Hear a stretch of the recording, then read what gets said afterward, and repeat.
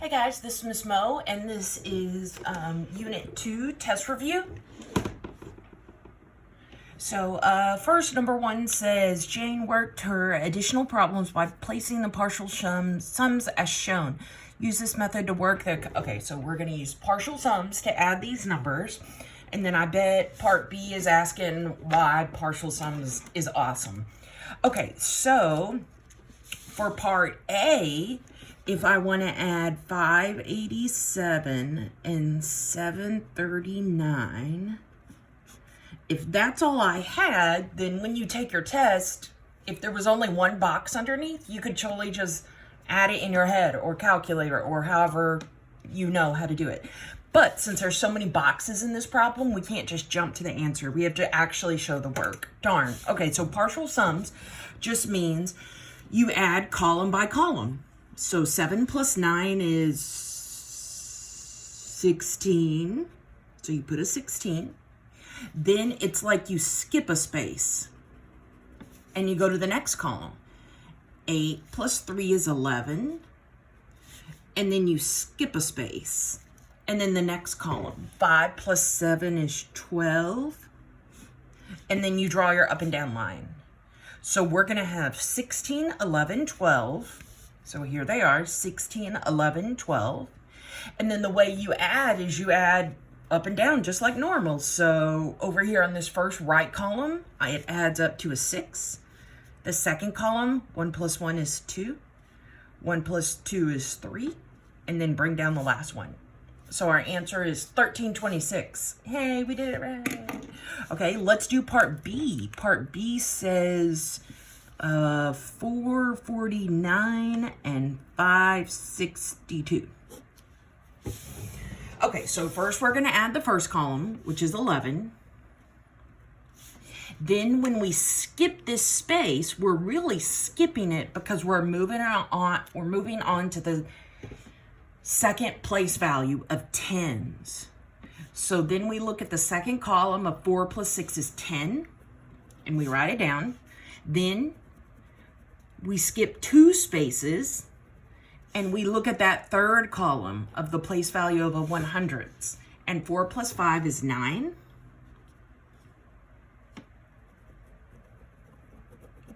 And then we add down.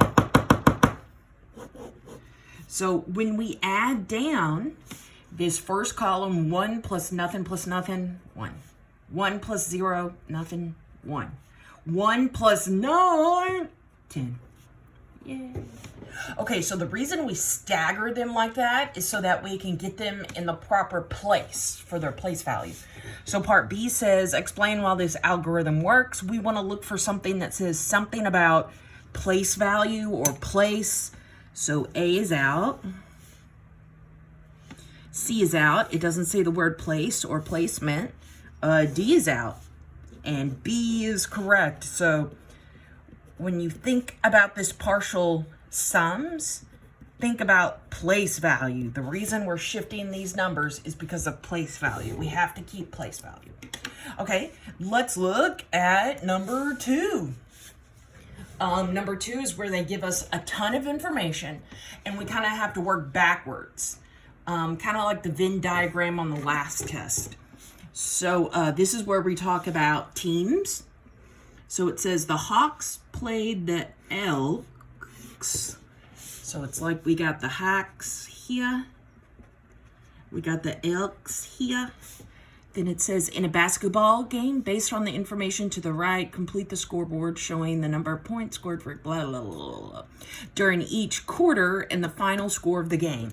So if we didn't know this, quarter means there's 4. Like there's 4 quarters in a dollar. So we're going to have the first quarter, second, third, fourth, then final. Okay, and on your test, this question is going to be worth more than 1 point, because if you get half of the numbers, beautiful, and then you mess up on the end part, I still want to give you some partial credit. So this will be worth more than just 1 point or one question. It'll be worth several questions because there's so many boxes to fill in. Okay, so first it says the Hawks scored 12 points in the first quarter. Okay, so we're just going to put a 12 underneath the 1. Then it says the Hawks were behind by 4 points at the end of the first quarter. So if the Hawks are behind, that means the Elks are ahead, and they're ahead by 4. So 12 plus 4 is 16. Okay, good. So we've done A and B. Let's go to C. C says the Elks scored 9 more points in the second quarter than they did in the first quarter. Okay, so the Elks are these second guys, and it says they scored 9 more points in the second than they did in the first. So in the first quarter, we had 16, but we want to add 9 more. So that's 25. Then it says the Hawks scored 5 fewer points than the Elks in the second quarter. Okay, so fewer means like subtract, smaller. So I'm trying to take the Elks from the second quarter, and we're going to 5 fewer. So we're going to subtract 5 from the Elks in the second quarter. So my Elks in the second quarter were 25. But we're doing 5 fewer, so we're subtracting 5. So it's just 20. Okay, let's keep going. I think we're on E. E says the Elks outscored the Hawks. That means the Elks got higher than the Hawks by 2 points in the fourth quarter. Okay, well, we don't really know where either of them start in the fourth quarter. Darn. Okay, well, let's maybe save that for later. Let's work on this. The Hawks scored a total of 104 points. Okay, we can do that. So F says we scored a total, so we can put that. Hawks had 104 total points. Then it says the Hawks scored twice as many points in the third quarter as the Elks did in the first quarter. Okay, so the Hawks, we're going to get their score by twice, so multiplying by 2. And the thing we're going to multiply by 2 is what the Elks did in the first quarter. So let's see. The Elks in the first quarter had 16. Okay, and it says twice as many, so 16 times 2. And we're going to write that down in the Hawks of the third quarter. So the Hawks third quarter, it's twice as many as the Elks in the first quarter. So twice as many means 16 times 2, and that's 32. Okay, so we took care of the G. Let's look at the H. The Elks scored as many points in the third quarter. So right here, the Elks in the third quarter, as the Hawks did in the first 2 quarters combined. So we need to take this 12 and this 20 and add those.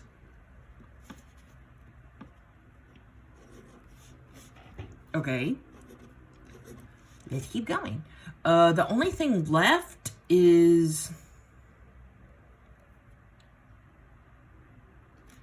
we don't know anything about the fourth quarter, but let's go back to that one line I skipped. It says the Elks outscored the Hawks by 2 points in the fourth quarter.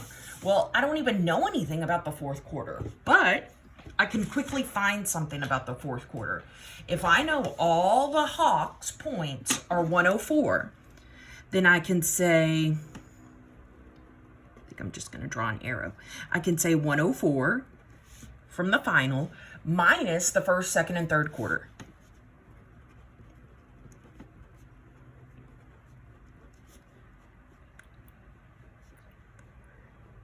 And I think that makes 40. So to get information about the fourth quarter, first we have to do everything else. And then find information about the fourth quarter. So now let's look back at that line. It says, the Elks outscored the Hawks by 2 points in the fourth quarter. So in the fourth quarter, the Elks outscored by 2 points. That means they got higher points. So we're going to take this 40 from the Hawks and add 2 to 42. Okay, now we can come up with the final number. So to get this final amount of points, we're going to say all the Elks. 16 plus 25 plus 32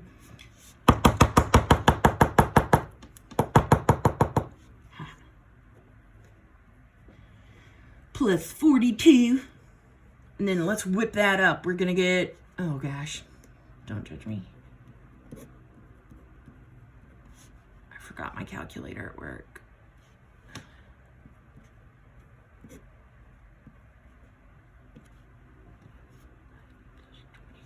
I think it's 115.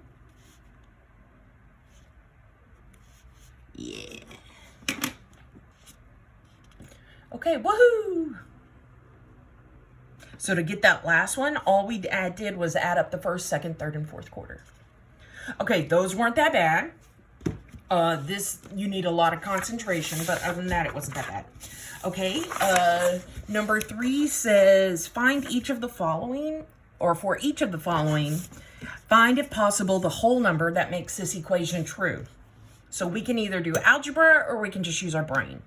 Okay, so for part A, it says 3 times z, or you can put like a question mark in there if you don't like that letter. 3 times z equals 12. So it's asking, what is that number in the box? Okay, so that number in the box has to be 4.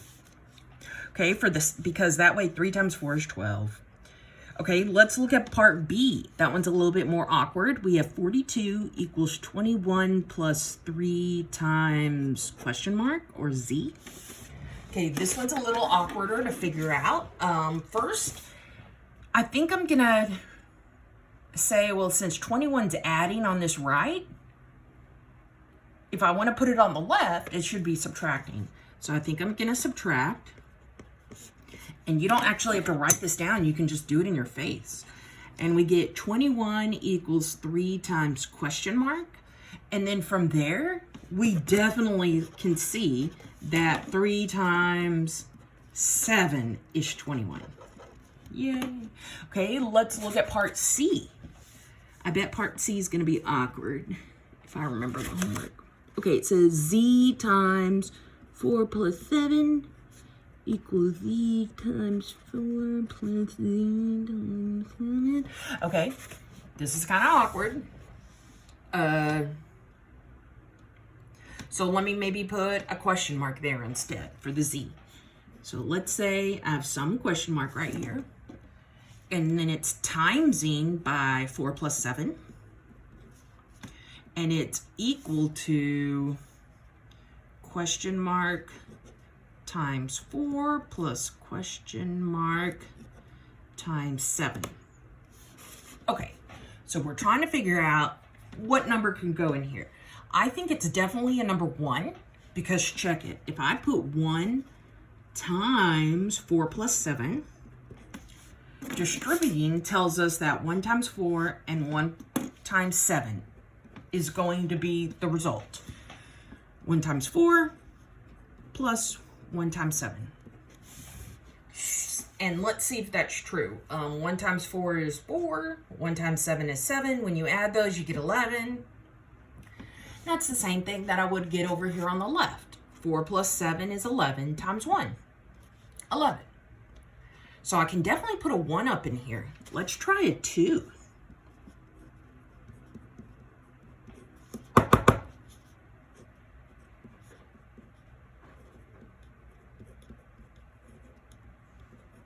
So again, I'm just putting the 2 where all the boxes with the question marks are.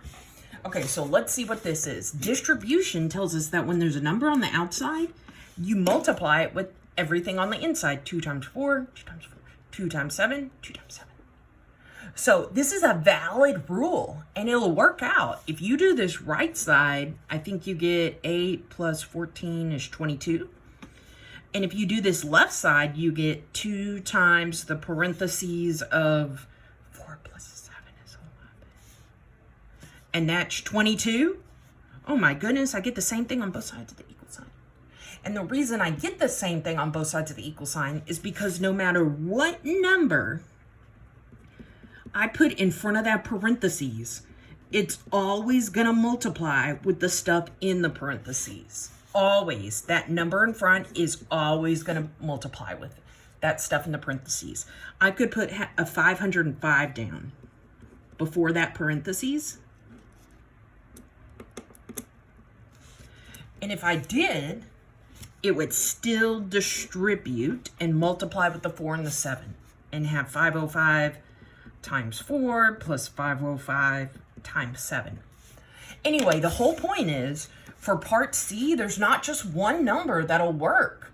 I could plug in a 1, and the equation is a true statement. I could plug in a 2, and we get 22 on both sides. The equation is a true statement. I could plug in 3 on both sides, and the equation comes out true. Or I could plug in, and both sides of the equation will come out the same. So the answer to part C is something that looks like infinitely many, or all the whole numbers in the world, or a lot of answers, something like that. So part A says the only whole number. Yeah, that's wrong. Part D says no whole number. That's wrong. I meant part C says no whole number, and that's wrong. And then B says any whole number will make the equation true. And that's true because we used a bunch of different numbers, and both sides of the equations came out true either way. Okay, let's look at number 4. Number 4 says a designer has different tops, pants, and jackets to create outfits. How many different outfits can the model wear if she has designed the following pieces? I think this question might have been on your test 1. Okay, so it says 8 tops, 6 pants, 2 jackets, and all we do is multiply those. And then when I multiply those, 6 times 2 is 12. And then you bring down that 8, and then 8 times 12 should be 96. Or if you just put it all in your calculator left to right, it should work also. I started with the 6 times 2 because I for sure knew that multiplication fact. Okay.